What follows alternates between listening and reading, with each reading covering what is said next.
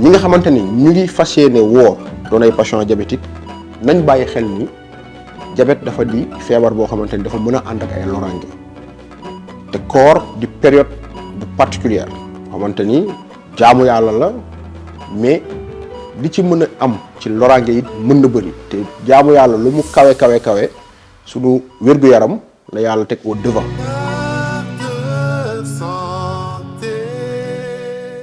dal leen ak jàmm ci seen émission quart d'heure santé tey nag ma àndaat ci ak docteur Ahmadou Fall Cissé muy endocrinologue diabétologue fii ci Dakar.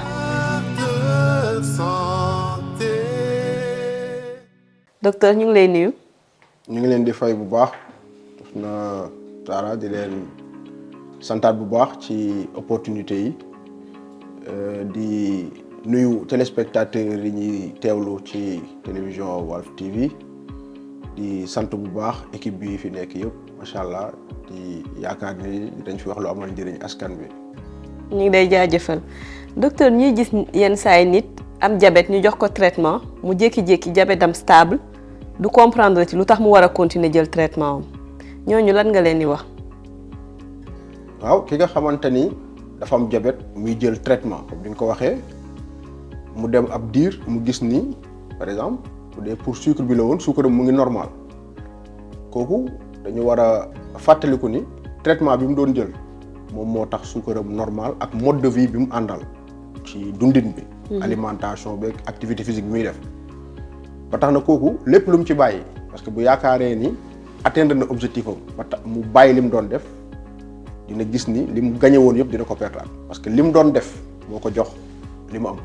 ba tax na bu ko bàyyee rek dina perdre avantage am donc traitement bi mu doon jël moo ko permettre équilibre bi donc yenuwul maanaa mu war a arrêter traitement boobu noonu te li ci ëpp dañ koy gis comme ni nga ko waxee te ku ci arrêter traitement bi day ñëw ne la lii moo tax sama suukar yéeg lii moo tax sama nangam yéeg. moom ci boppam dina ko xam.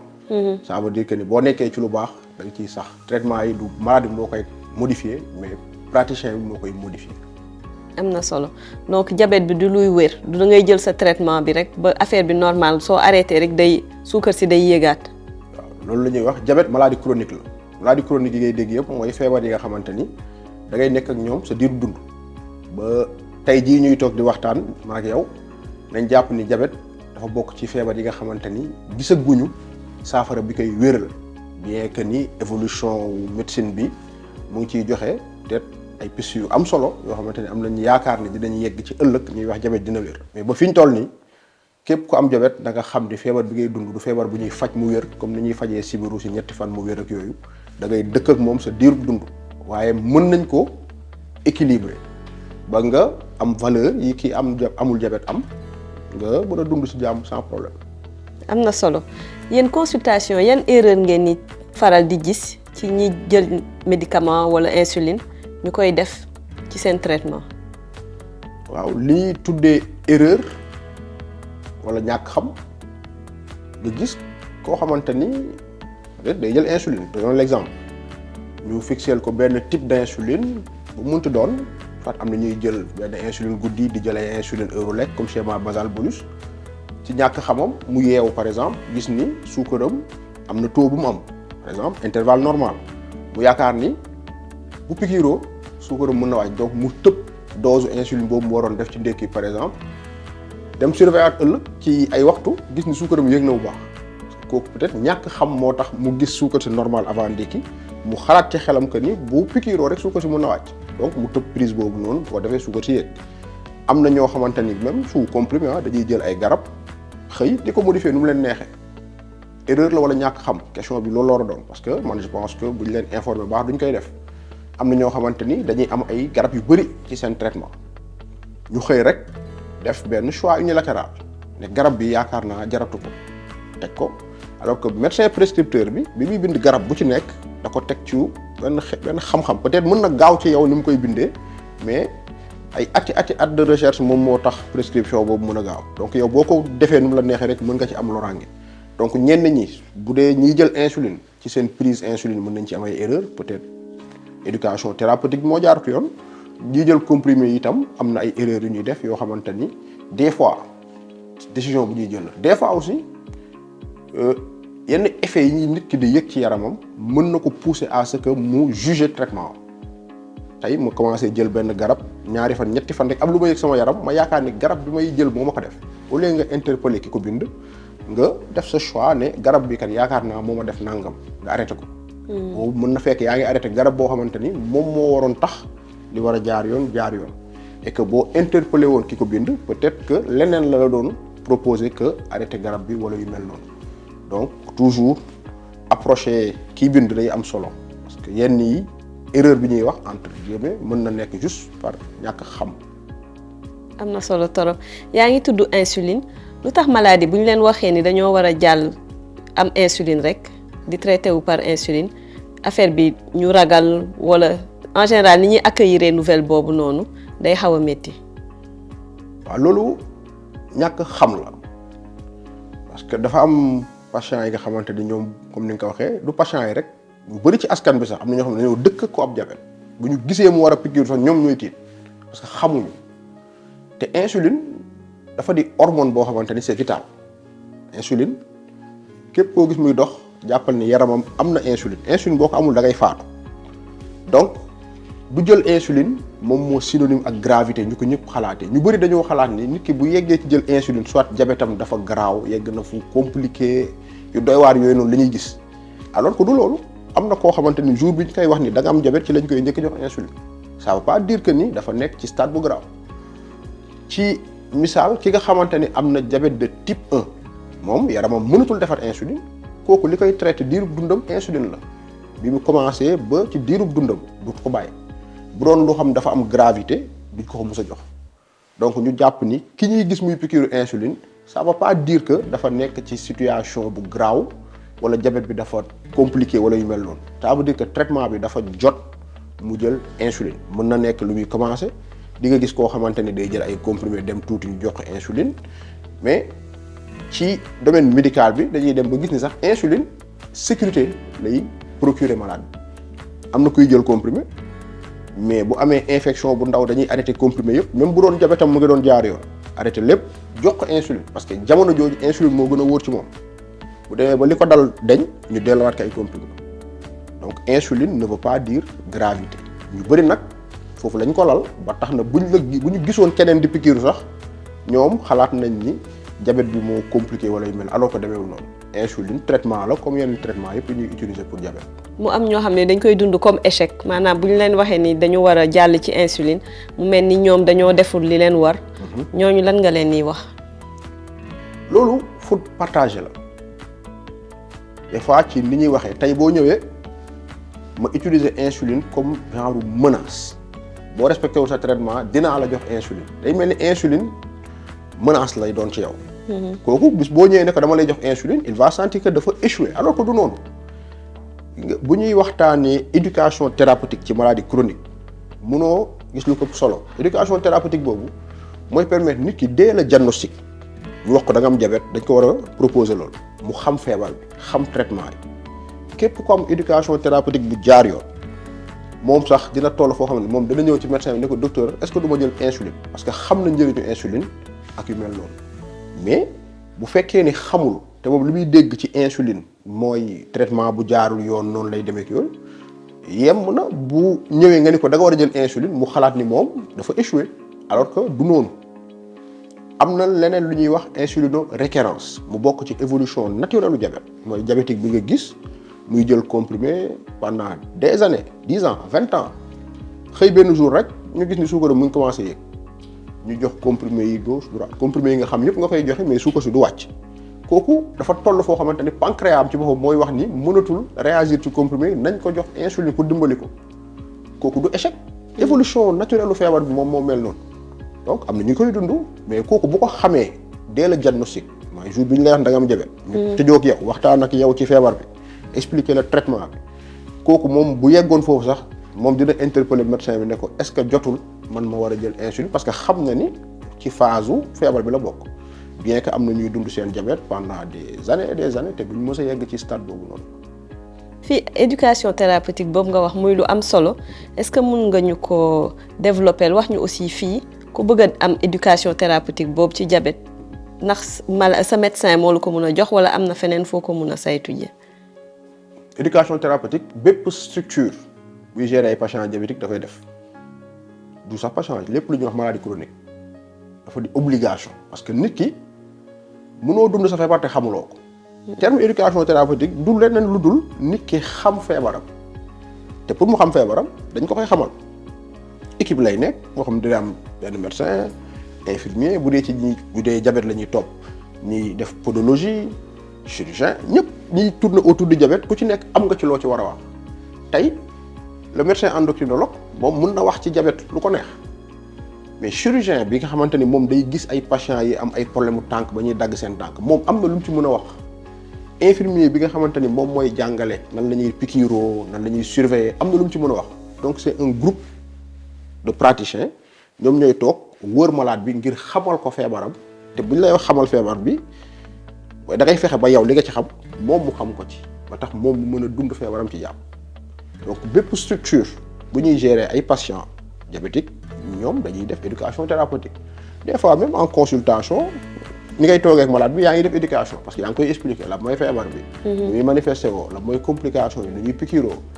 l'information qui passe là éducation thérapeutique donc c'est obligatoire parce que nit ki bu xamee feebaram rek dara noppal. am na solo torop léegi yaa ngi wax effectivement pour mun a surveiller feebaram ak yooyu malade yi def autosurveillance seen kër ban fréquence dañu war a surveiller seen suukar. waaw surveillance glycémie moom dafa di lu capital. lu mënul ñàkk parce que mënoo di xëy di jël ay garab sans surveiller maintenant tout dépend ci type de traitement bi nga xamante ni moom la malade bi am kii jël comprimé kii jël insuline yemuñu ni ñu leen di surveiller. kii diabètam décompensé tey bokk la ki nga xamante ni diabètam stable na pendant des années ni ñu leen di surveiller méthode de surveillance yi aussi bëri na te ute surtout jamono jii nga xamante ni li ci doon actualité mooy CGM mooy autosurveillance continue yi nga xamante ni moom la ñuy def ci patient diabétique yi dafa révolutionner prise en charge kii def CGM surveillance am c'est 24 heures. CGM bi naka lay demee. ay dispositifs la yoo xamante ni dañ koy tapp ni ci yaram bi ki am diabète. synchroniser ko ak benn lecteur wala ci téléphone yi moom day fay enregistrer suukar si pendant les 24 heures kon kooku surveillance am amatul heure fixe parce que moom saa yu xoolee application am mu ngi gis suukar si kon kooku sur les 24 heures mu ngi am surveillance. boobu dafa am ay patients spécifiques yoo leen koy bindal wala ku mu neex rek mun nga ko am. ci jamono ji bu ñu sañoon képp kuy jël insuline sous CGM ngay nekk. bu doon CGM day jar fukki dërëm képp kuy patient diabétique da nga ko war a am. parce que am na ko mais bu ñu sañoon bépp diabétique CGM lañ lay takkal ñëpp ay noppalu parce que yemul ci xool suukar dafa di loo xamante ni da lay jàngal sa feebar. mu koy dundee parce que loo xamante ni tey boo lekkee lu ëpp mu def alerte sonné ne la sa suukar yéeg sa suukar bu wàccee mu sonné ne la attention sa suukar mu ngi wàcc. nga dem corriger ko rapidement. loolu dafa révolutionner prise en charge diabète. ñiy jël insuline looloo gën ci ñoom. bu dee amuñu ko li ñuy def mooy autosurveillance glycémique par glycémie capillaire nga xam ne dañuy jël jam ci baaraam bi pour xool deret bi. kii jël insuline l'idéal mooy mu am 6 contrôle ba 7 ci ñenn ñi 6 contrôle mooy avant muy lekk. ak bu lekkee ba mu am 2 heures de temps loolu day permettre ñu mën a xam diggante lekk yi ñu suukar si di def ak bu lekkee ba pare ñu suukar si di def kii jël insuline bu ñu bëggee adapter traitement bi ci loolu la ñuy sukkandiku des fois par défaut de moyens yàlla def na ni ñu on est dans un pays sous-développé dañuy defal 3 contrôles avant ndékki avant reer mais l'idéal moo nekkoon 6 contrôles yi. bu dee mënul ñàkk bu mënul ñàkk ñu defal 3 contrôles mais. noonu ngay gisee ñoo xamante ni malheureusement mënuñu ko mais li gënoon ci kuy jël insuline mooy mu am autosurveillance bu rapproché boobu pour nga mën a adapter traitement bi su mënul ñàkk 3 fois minimum par jour en fonction profil insuline ñi nga xamante ne nag dañuy jël comprimé ñoom des fois soxlawuñ surveillance bu jege boobu peut-être bu ñuy doog a changer seen traitement parce que bu ñuy doog a changer traitement nit ki dafa war a xam li muy jël nan lay évoluer ndax am na hypoglycémie ndax mu ngi def hyperglycémie donc surveillance bu rapproché boobu da ciy am solo. personnellement su ma la changer sa traitement dinaa la wax jéemal fii ak ay fan parce que comprimé yi bokkul ak insuline boo koy doog a jël tey mën na bañ am action bi ñu soxla tey boo ko jëlee fii ak ñetti fan ñeenti fan commencer xool sa suukar balaa ngay ndékki balaa ngay añ balaa ngay reer pendant 2-3 jours pour praticien bi mën a xam traitement bi mu la jox naka lay def ak sa suukar. moo lay wan ni surveillance mënul ñàkk ci ki nga xamante ni dafa am diabète mais ku ci nekk ak traitement bu nekk ak ni ñu ko war a surveiller donc un peu foofu la toll. am na solo torop léegi bu ñu waree wax chiffre parce que surveillance baax na waaye day fekk aussi boo gisee chiffre bi ñu affiché ci lecteur bi nga mun a xam loo war a def par rapport ak chiffre bi nga gis tey jii boo waroon rek xëy na sax compliqué na ñu jël bu nekk wax chiffre bi mu war a am mais wax patient yi rek yan chiffre ñoo leen war a alerter ak naka lañ war a interpréter li lecteur bi di affiché. Déjà amul glycémie fixe pour tous les patients. Patient bu nekk objectif bi ñu koy jox c'est en fonction de beaucoup de choses benn mag bu am 80 ans def AVC bokkul ak benn jeune bu am 25 ans actif di dox ay soxlaam objectif yi yemuñu mais de façon consensuelle dañuy bëgg patient diabétique yi ñu jox objectif yu yemamaay yoo xamante ne ñëpp mën nañ ci sukkandiku après nag particularité yi ku ci nekk xam nañ ñu ko ajusté glycémie à jeun ñu sañoon day nekk toujours entre 0,80 ba 1,20 mooy nit ki balaa muy lekk dafa war a nekk entre 0,80 ba 1,20 bu lekkee ba pare mooy 2 heures de temps après lekk bi mu bañ a yegg 180 loolu mooy des objectifs standardisés pour ñëpp. léegi nag en fonction de patient bi ay comorbidité am âge am activité am ak yooyu noonu mën nañ ko gën a wàññi. tey boo dajee benn jeune bu am motivation mën nga ko fexe ba suukaram bu lekkee pare nekk ay 140 am profil koo xamante ni amul diabète. parce que yaramam may na ko bu dee mag bu am yenn complications yi da ngay éviter hypoglycémie donc doo fi nekk naan ko amal 0,80 parce que warul am hypoglycémie tamit. hypoglycémie mooy bu suukar ci gënee tuuti 0,70 ça peut être très dangereux donc ci yooyu ngay jouer mais objectif entre 0,80 1,20 à jeun ak moins de 180 après repas c'est un bon objectif boo xamante ni dina permettre ñu mën a wax ni diabète bi kat équilibré na. am na solo torop léegi yan chiffre la nit ki war a xalaatee ni war na mun a consulter dem urgence. pour bu fekkee ni ki amul diabète déjà ki amul diabète wala ki suukaram normal mooy koo xamante ni ñun ci sunu contrée nga xam ne dañuy suivre norme francophonie mooy glycémie à jeun inférieur à 1,10 loolu mooy normal bu dee norme américaine yi ñoom ñoo gën a strict parce que ñoom à partir de 1 sa suukar normalatul léegi diggante nag 1,10 ba 1,25 loolu la ñuy wax ni suukar bi normalul yéeg na. yeggagul ci seuil de diagnostic gu diabète mais sa suukar yéeg na. à partir de 1,26 ci la ñuy wax ni nit ki am na diabète à jeun bu defee glycémie à jeun yegg 1,26 mën nañu wax ni kii kat am na diabète loolu ci critère de définition OMS la boo ko amee 2 fois. bu fekkee koo xamante ni déjà xam nañ ni am na diabète y a des choses qui doivent alerter bokk na ci hypoglycémie. Hypoglycémie mooy quand la glycémie est inférieure à 0,70 chez un diabétique c'est un signal d'alerte fort mooy sa suukar dafa wàcc ba mu ëpp da nga war a resucrer wu le plus rapidement possible. parce que boo ko deful mën na indi ay troubles de la conscience mën nga xam mën na perdre connaissance et mën na fa jaaree faatu. bu fekkee ni ki am diabète glycémie am dafay yéeg di dem au-delà de 2 grammes war na ko alerter bu yeggee 2 grammes 50 dafa war a dem consultation parce que au-delà de 2 grammes 50 boobu docteur bi dafa war a dem di xoolaat tour ndox bi wala mu defal ko beneen analyse ci deret bi di xool ndax dafay produire ay cétone yi mën a indi complication aiguë bu mel ni acidocétose. bu dee mag ñi surtout ak déshydratation mag des fois dañuy manqué ndox ak yooyu suukar si bu yéegee tuuti rek mu ànd ak toute déshydratation mën na jur beneen loraange donc y a des valeurs d'alerte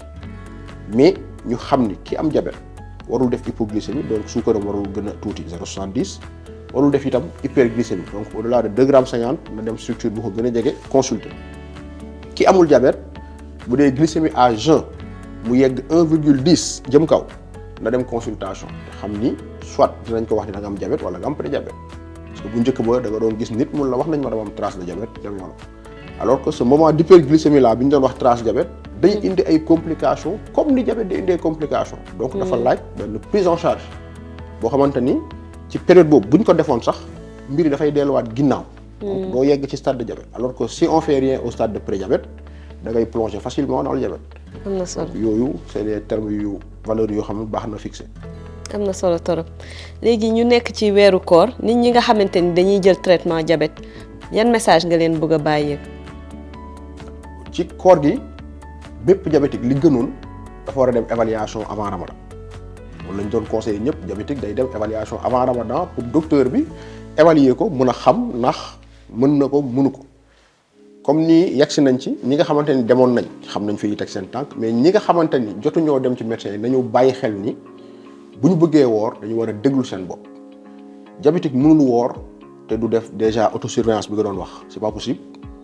bépp diabétique man bu may suivre nga xamal ma ni mënoo surveiller sa glycémie dama lay wax ni mënoo woor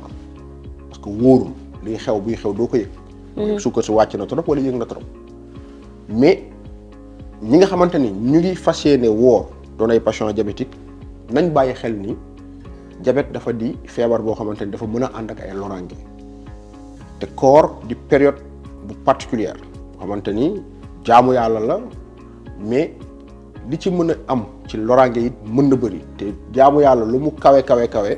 suñu wér-gu-yaram la yàlla teg au devant ki ko mën na ko jéem ki ko mënul na xam ni mënu ko te bañ ko forcer ki koy def itam na am contact proche ak docteur am daanaka léegi docteur yëpp seeni contact disponible nañ. loo xamul sa yaram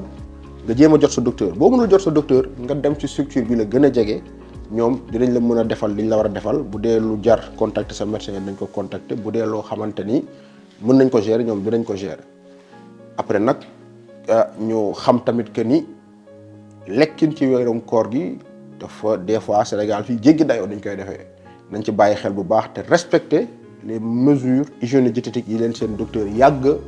conseillé ñu koy def te bañ ci jug te xam ne loolu koor ak ñàkk koor dañ cee war a ne. docteur dafa mel ni yow kon Cissé nga sant te xam nañu Cissé yi dañoo ragal koor waaye bu weesoo ñàkk lekk bi lan moo la gën a neex ci koor naka nga koy dundee. weeru koor dafa di weer boo xamante ni weeru jaamu yàlla ba mu solo muy soppi lu bari ci dundu doomu aadama yi bu ñu mënoon fexe ba nit ki li muy weer ci weeru koor mu mel ko après koor àdduna bi doon na neex lool particularité bi ci nekk malheureusement dafa war a nekk lu universel mais daanaka léeg-léeg dañ koy tënk rek ci benn période boobu noonu donc su ma doon wax li ma ci neex mooy ni daanaka ñëpp di mànkoowee rek di jéem a fas yéene jaamu yàlla te yàlla rek tax nag loolu moom lu ci am solo la faju beek yooyu yëpp ci la bokk waaye jaamu yàlla bi nga xamante ni moom ñëpp ko yëgandoo ci benn diir boobu noonu moom bokk na ci li nga xamante ni mooñ ci gën a amal solo. ñu lay jaajëfal bu baax docteur Fass Cissé ci tontu yi ngi fi indi mu leer naññ macha allah ñu jàpp ni bépp patient diabétique tey di nga am loo ci jëlee ak ci sa traitement aussi ni nga ko war a suivre ñu lay jaajëfal di leen jox rendez-vous ci beneen numéro incha allah.